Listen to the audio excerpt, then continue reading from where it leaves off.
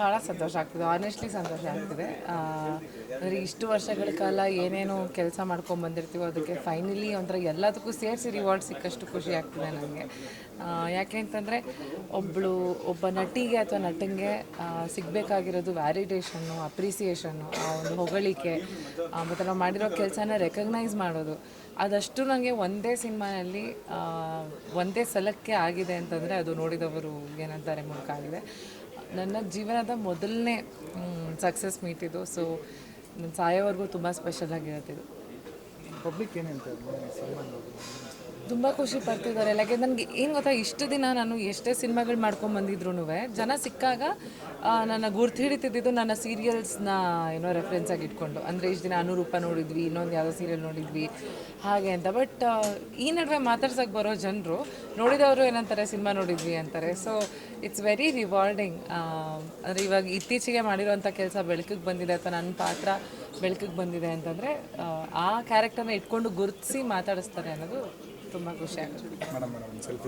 ಏಯ್ ಇಂಥ ಅದ್ಭುತ ನಟನ ಜೊತೆ ಆಕ್ಟ್ ಮಾಡಕ್ಕೆ ಸಿಕ್ಕಿರೋದ, ಏಯ್ ಸುಮ್ಮನೆ ಹೋಗು. ನವೀನ್ ಸರ್ ಬಗ್ಗೆ ಏನು ಅಂತಂದರೆ ಆ್ಯಕ್ಚುಲಿ ಅದೃಷ್ಟವಂತೆ ನಾನು. ಯಾಕೆ ಅಂತಂದರೆ ಬಹಳಷ್ಟು ಜನ ಆ್ಯಕ್ಟರ್ಸಿಗೆ, ಆ್ಯಕ್ಟ್ರೆಸಸ್ಸಿಗೆ ಇವನ ಜೊತೆ ಆ್ಯಕ್ಟ್ ಮಾಡಬೇಕು ಅನ್ನೋದು ಇರುತ್ತೆ ಮನಸ್ಸಲ್ಲಿ, ಕನಸಾಗಿರುತ್ತೆ. ಆ ಒಂದು ವಿಶ್ ನಂದು ಕಂಪ್ಲೀಟ್ ಆಗಿದೆ. ತುಂಬ ಒಳ್ಳೆ ಸ್ನೇಹಿತ, ಅಟ್ ದ ಸೇಮ್ ಟೈಮ್ ಈಗ ಸಹನಟ. ಮೊದಲೊಂದು ಸಿನಿಮಾ ಮಾಡಿದ್ವಿ, ಅದು ರಿಲೀಸ್ ಆಗಲಿಲ್ಲ ಅನ್ಫಾರ್ಚುನೇಟ್ಲಿ. ಬಟ್ ಈ ಸಿನಿಮಾ ಮಾಡಿ ಅದು ರಿಲೀಸ್ ಆಗಿ ಇಬ್ಬರಿಗೂ ತುಂಬ ಒಳ್ಳೆ ಹೆಸರು ತಂದುಕೊಟ್ಟಿದೆ. ಅದು ಬಹಳಷ್ಟು 95% ಆಫ್ ದ ಪೋರ್ಷನ್ ಬಂದಿರೋದು ಗೋಕರ್ಣದಲ್ಲಿ ನಾವು ಶೂಟ್ ಮಾಡಿದಾಗ. ಅಶ್ವಿನ್ ನಮ್ಮ DOP ಹೇಳ್ತಿರೋ ಅವಾಗಲೇ ಒಂದು ಲಾಂಗ್ ಬೀಚ್ ವಾಕ್, ಒಂದೇ ಸಿಂಗಲ್ ಶಾಟ್ ಇದೆ, ಅದು ಪ್ರಾಬ್ಲಿ 12-13 ನಿಮಿಷ ನಾನು ಅನಿಸುತ್ತೆ. ಆ ಶಾರ್ಟ್ನ ತೆಗೆದಿದ್ದು ಆ್ಯಕ್ಚುಲಿ ನನಗೆ ಸಿಕ್ಕಾಪಟ್ಟೆ ಒಂಥರ ಕಿಕ್ ಕೊಟ್ಟಂಥ ಶಾರ್ಟ್ ಅದು. ಯಾಕೆಂದರೆ ಸಿಂಗಲ್ ಶಾರ್ಟಲ್ಲಿ ಆ ಸನ್ಸೆಟ್ ಆಗುವಾಗ ಅರ್ಧ ಗಂಟೆ ಟೈಮ್ ಸ್ಪ್ಯಾನಲ್ಲಿ ನಾವು ಆ ಸೀನ್ನ ಮಾಡಿ ಗೆದ್ವಿ. ಡೈರೆಕ್ಟರ್ ಹೇಗೆ ಅಂದ್ಕೊಂಡಿದ್ರೋ ಅದು ಅದೇ ಥರ ಬಂತು. ಅದನ್ನು ನಾವು ಪ್ರಾಬಬ್ಲಿ ಮೂರು ದಿನ ಶೂಟ್ ಮಾಡಿದ್ವಿ ಅನಿಸುತ್ತೆ. ಸೊ ಮೂರು ದಿನ 4:15 ಇಂದ 5 ಗಂಟೆ, ಅಥವಾ ಐ ಥಿಂಕ್ 5 ಗಂಟೆಯಿಂದ 5:30 ಈ ಸ್ಲಾಟಲ್ಲಿ ಶೂಟ್ ಮಾಡಿದ್ವಿ. ಸೊ ಅದು ತುಂಬ ಮೆಮೊರೇಬಲ್ ನನಗೆ. ಈಗ ಅದೇ ಆ್ಯಕ್ಚುಲಿ ನಾನು ಇನ್ನೂ ನೋಡಿದವರು ಏನಂತಾರೆ, ಹ್ಯಾಂಗ್ ಓವರಲ್ಲೇ ಇದ್ದೀನಿ.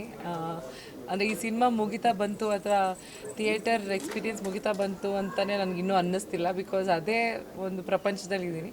ಬಟ್ ಕೀಪಿಂಗ್ ದ್ಯಾಟ್ ಅಸೈಡ್ ಬರಿತಿದ್ದೀನಿ ಮತ್ತು ನನ್ನ ನೆಕ್ಸ್ಟ್ ಪ್ರಾಜೆಕ್ಟಿಗೆ, ನನ್ನ ನೆಕ್ಸ್ಟ್ ಡೈರೆಕ್ಟೋರಿಯಲ್ಗೆ. BTS ನೋಡಿ, ನನ್ನ ಸಿನಿಮಾನ ನೋಡಿ ತುಂಬ ಜನ ಮೆಚ್ಚುಗೆ ಏನೋ ಕೊಟ್ಟಿದ್ದಾರೆ ಆ್ಯಂಡ್ ಎಲ್ಲರಿಗೂ ಇಷ್ಟ ಆಗಿದೆ ನನ್ನ ಶಾರ್ಟ್ ಫಿಲ್ಮ್.